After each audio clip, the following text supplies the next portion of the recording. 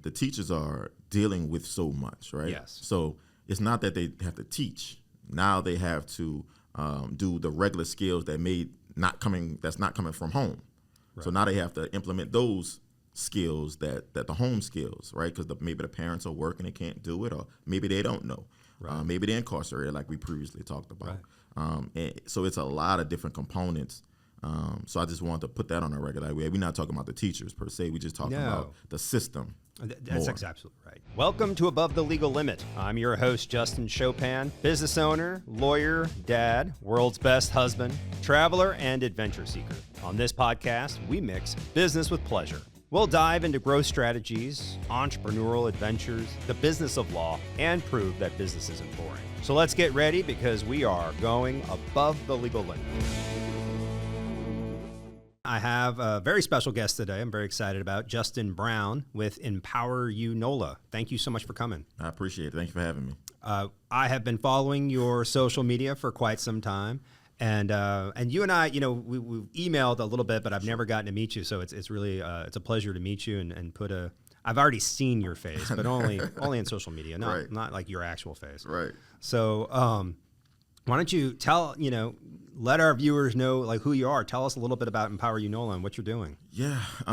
First of all, thank you for having me. Empower You Nola is something I started 5 years ago. I wanted to give back to the community in some way.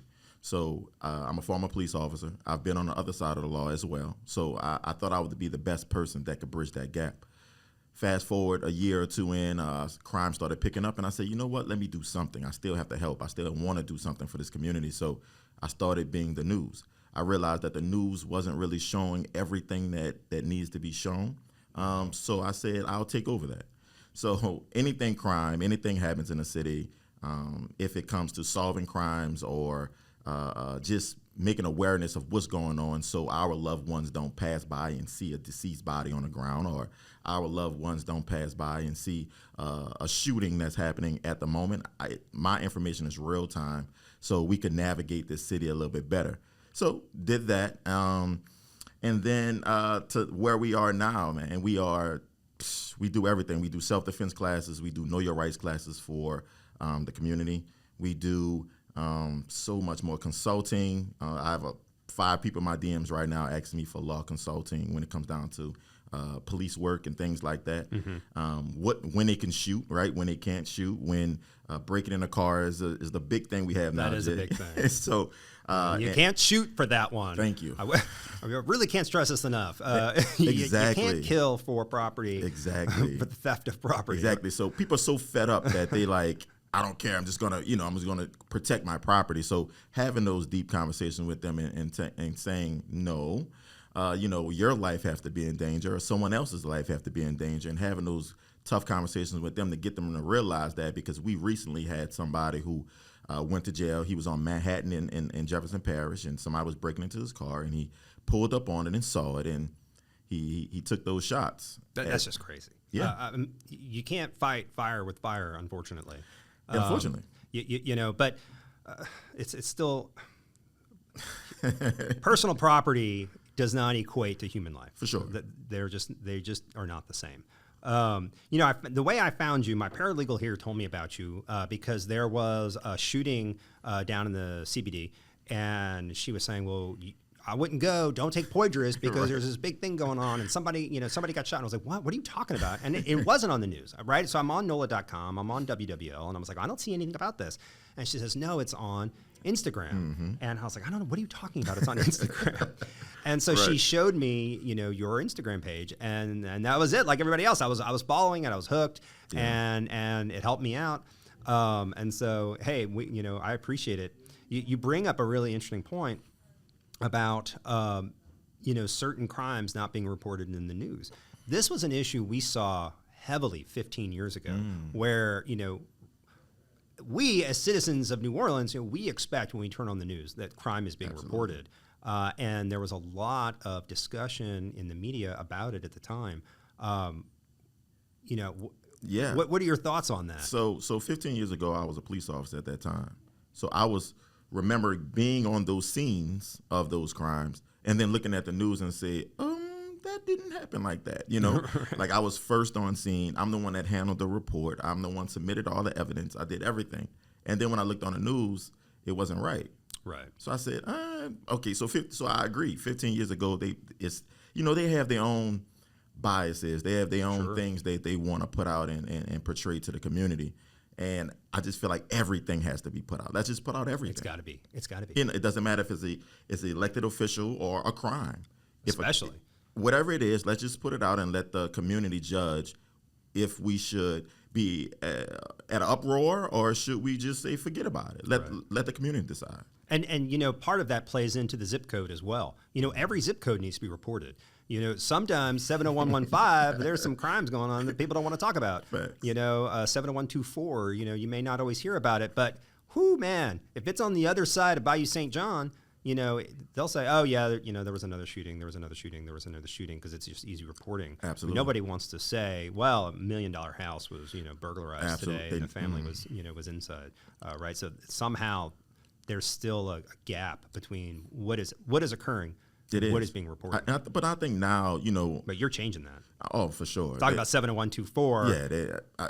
But see, that's a good thing about Empower You Nola. Like, I don't owe anybody anything, right? So I'm just going to report the facts. And I tell them, if somebody question me about it, I say, did I say what I said was true? If it wasn't true, I'll correct it right now. I'll get on Instagram and I'll fix it. But if it's true, then it needs to be public. So that's kind of how I live. But it's showing up at all our doorsteps now, right? I mean, it doesn't matter if you're New Orleans East or you're in Gentilly or you're in Lakeview or you're Uptown. It's showing up at everybody's doorsteps now. So we have to start talking about the real things and how we could fix it now. Or our DA was just recently robbed, right? Him and his mom, you know, and that's unfortunate. But it happened Uptown and in a nice neighborhood. And, you know, so if we don't get on board at this point, you know, we could be walking out with our parents or something, or our kids or something like that, and we could be affected today. It's only a matter of time. For sure. So there was a headline this morning on CNN. I didn't even click on it, right? I saw the headline and I skipped right over it. And the headline was, crime is down. And I swiped right to the next article, maybe about Trump. I don't know.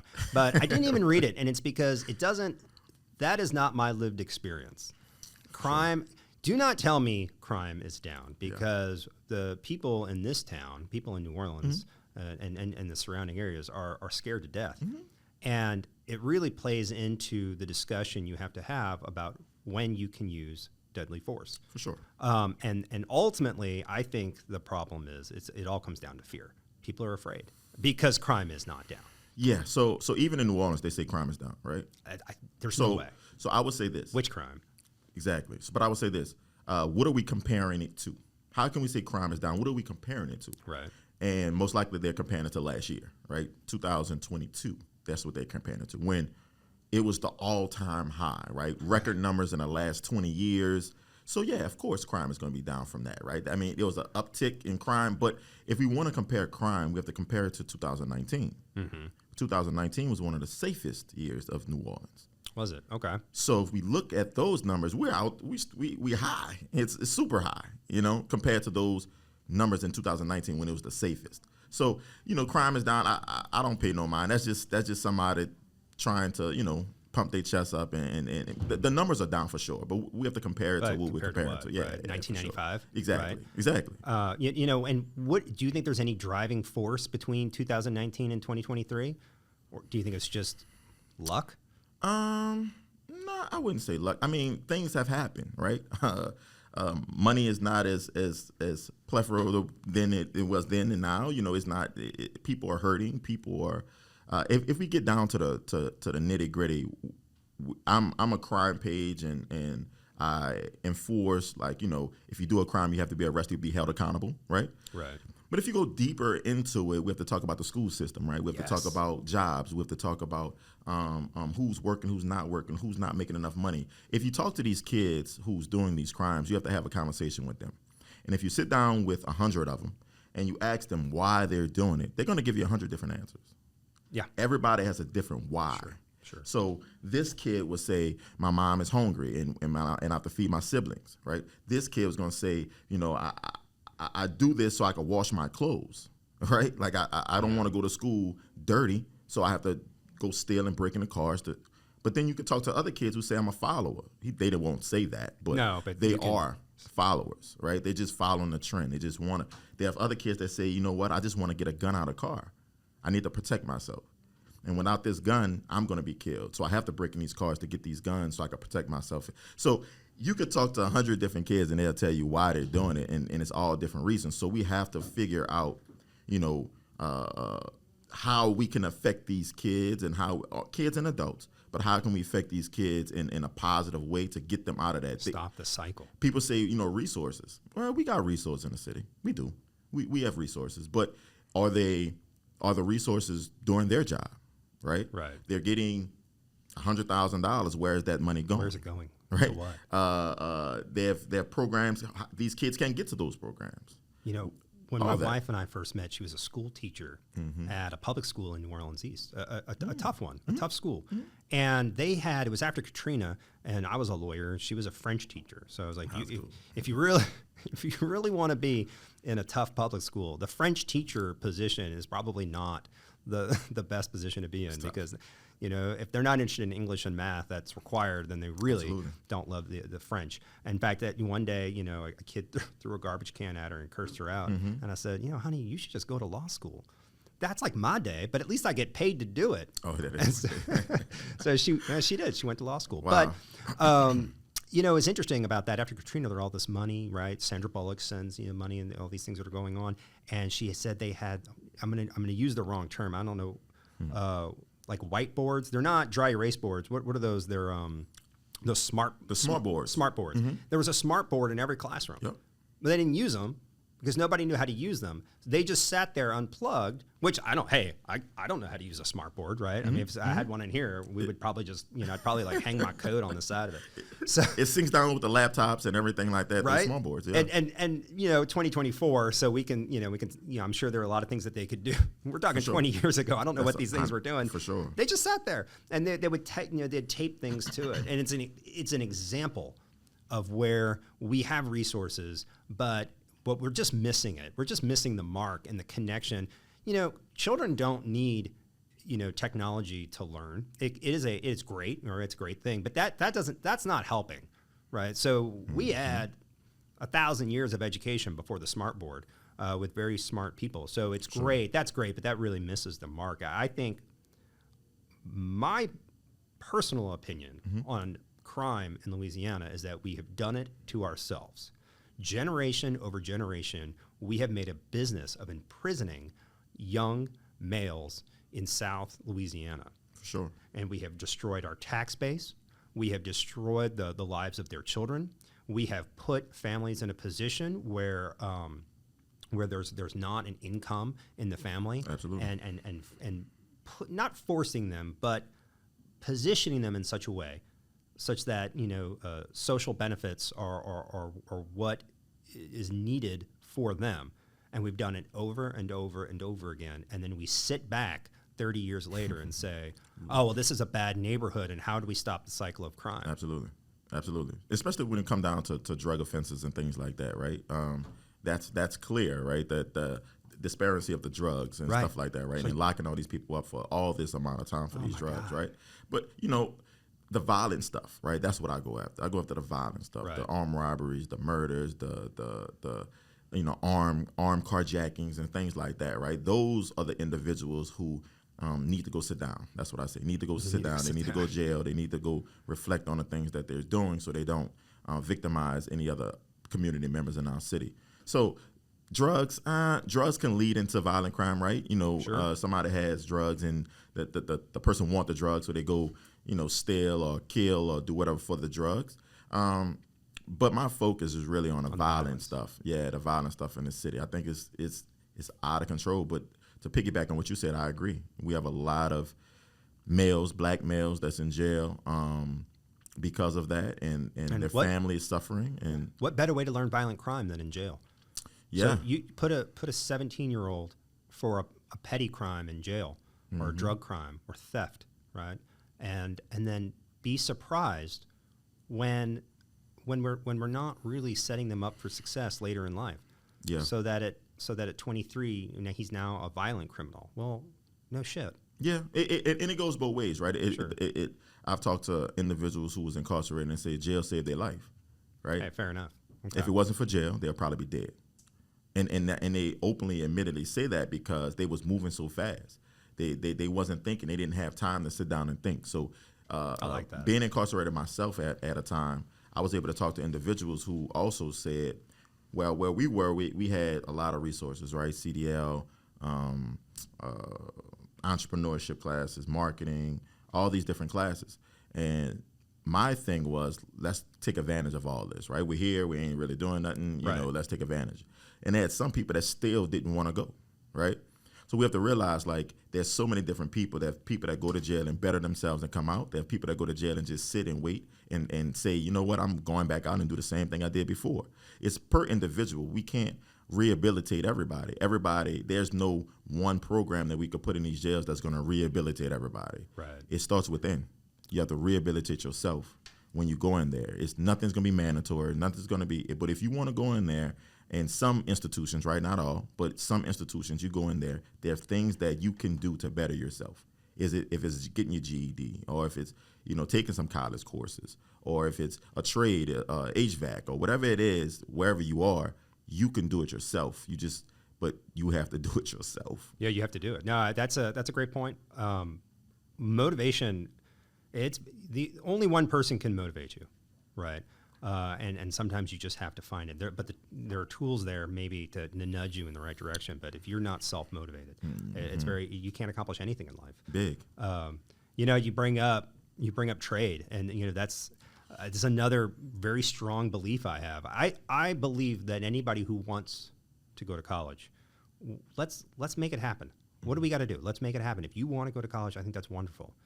But I don't believe everyone has to go to college either. And the reason is, my plumber makes an absolute fortune. Sure. Right. And my electrician, when he came out, we had this electrical problem in my old house where if you plugged in an iron in the bedroom, the refrigerator and the microwave downstairs went out. So, but you know what? That happened until the day we left that house. Because I was like, we're not hiring an electrician to come in here. Do you have any idea what that's going to cost? For sure. I actually did talk to an electrician once, and he's like, well, here's what we're going to do. And his fix was, it was crazy. You know, he's talking about running conduit and you know, digging up a trench, and he's going to run a new line. I was like, well, we're not doing any of these things. We're going to move on. Tens of thousands of dollars. Electricians and plumbers are in short supply, and they make more money than any college graduate, you know, that's coming out of school. My first job out of college, I made $20,000 a year. Mm-hmm. Actually, that's not true. It was my second job. My first job out of college, I was selling cars during the dot-com bust in Dallas, and I was making about $100 a week at about $1 an hour. Crazy. Crazy. So, yeah. But for some reason, I don't understand where and how or why, and it's really irrelevant at this point. But we've gotten away from trade, and I think it was a mistake. It's a misstep. I agree. An opportunity. Yeah, and I don't think we have. I mean, I'm sure Delgado and those places here have it, but is it pushed? Right? Yeah, I don't think it's pushed as much as it should be.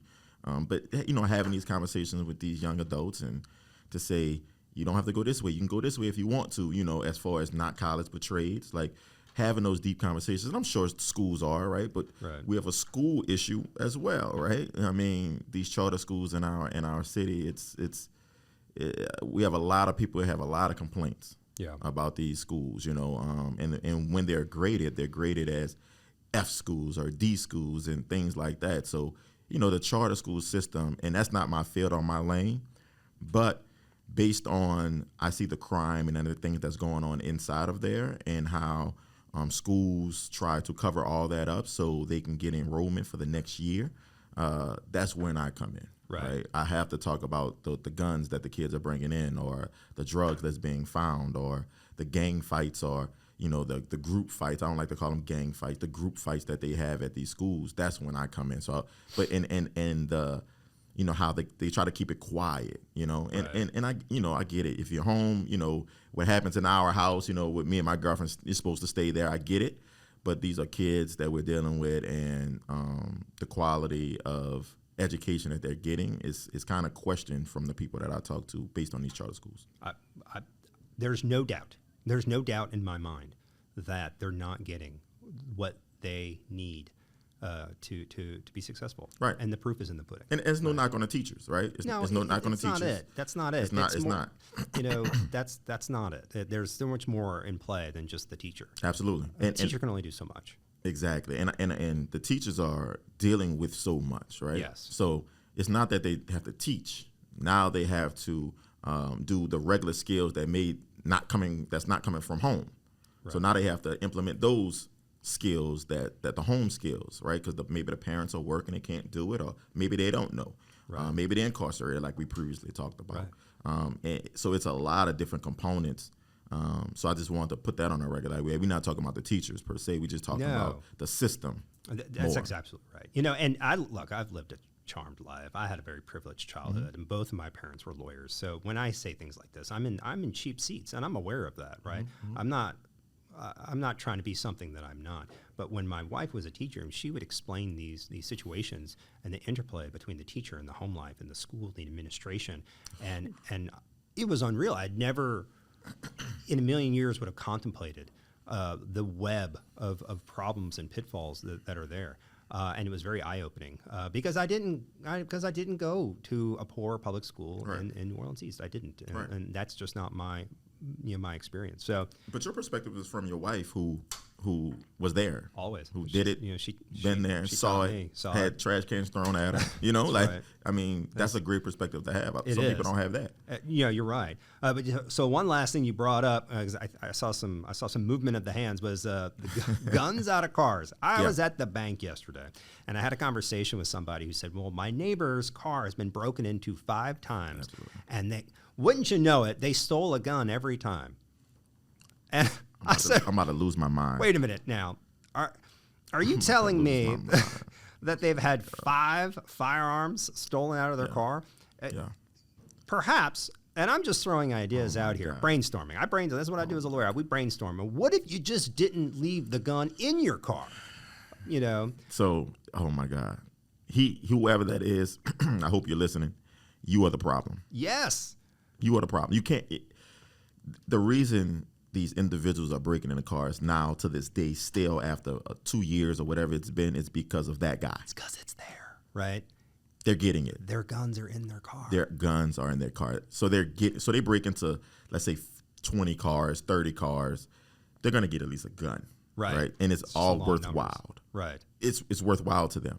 So I preach all the time. Listen, take everything valuable out of that car. You know, I posted that on my page about the guns left in their car, and there was pushback to me, right? And it was the pushback. How could you push back? The pushback was, well, where do you want me to leave it? I'm like, I could think of one place you can put it. Me too.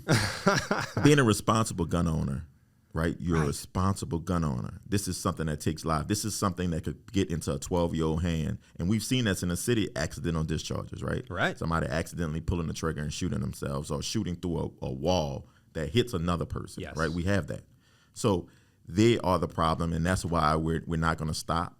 That's why they're not going to stop breaking into cars, is because they're still finding guns in the car. They're doing it. It's great. And, you know, guns aren't cheap either, right? Exactly. So this is a problem in my neighborhood, right? So I live in 70124. Okay. And you can see them. It's the black Tahoes lined up down the block. You know there's a gun. Hey, they know there's a gun in that car just like I know there's a gun in that car. They need to do what I do. I own guns, right? I'm a law-abiding citizen. I've got guns, and I've got them in a safe. And if an intruder comes in my house, they can wait patiently like everybody else while it takes me, 5-10 minutes to make my way to the safe to get it out. Right. Look, man, you gotta protect yourself, but you gotta protect your community. So he had 5 guns. Let's say be 500. That's 2,500. Right. He could have spent 2,500 to put a lockbox in his car. There you go. I'm talking about a built-in one, the one that's bolted to the car. You could hit your fingerprint for $2,500. You could have did that and have all 5 of your guns. Or get a concealed permit, right? Yeah. Put it on your person. Yeah. And then when you come home, you have it there. It doesn't do any good for you. I would wonder if I've lost 5 guns like that, at a certain point, I think I'd start getting them cheaper, right? With your quality of gun would just have to go down. There's no way I'm going to put a Kimber in my car and let it get stolen 5 times. My advice, he needs to go to jail. He probably does. I'm with you. So, well, hey, look, Justin, thank you so much for coming. I really appreciate it. It was great meeting you. No problem. I love what you're doing for the community. We're absolutely, we here are following you, Empower You Nola, and I would encourage all of our viewers to do so too. I appreciate you for having it. And lastly, you know, we're a 501c. We're a nonprofit. Anybody that want to donate, anybody that want to continue the movement, reach out to me. I'm here. You can reach out to me at Empower You Nola at Gmail. You can reach out to me Empower You Nola on Instagram and Facebook, and Empower You Nola on Twitter as well. Okay, great. Thank you. X, formerly known as Twitter. Oh, yeah. Right? You're right. My bad. Right. Thank you. Thank you. Thank you for joining me today on Above the Legal Limit. If you enjoyed the show and you want to hear more about business and law, hit that subscribe button. If you didn't like the show, keep it to yourself. Remember, there's no limit to what we can achieve. We will see you next week. Until then, even though we're above the legal limit, let's drive safely. Cheers, everyone.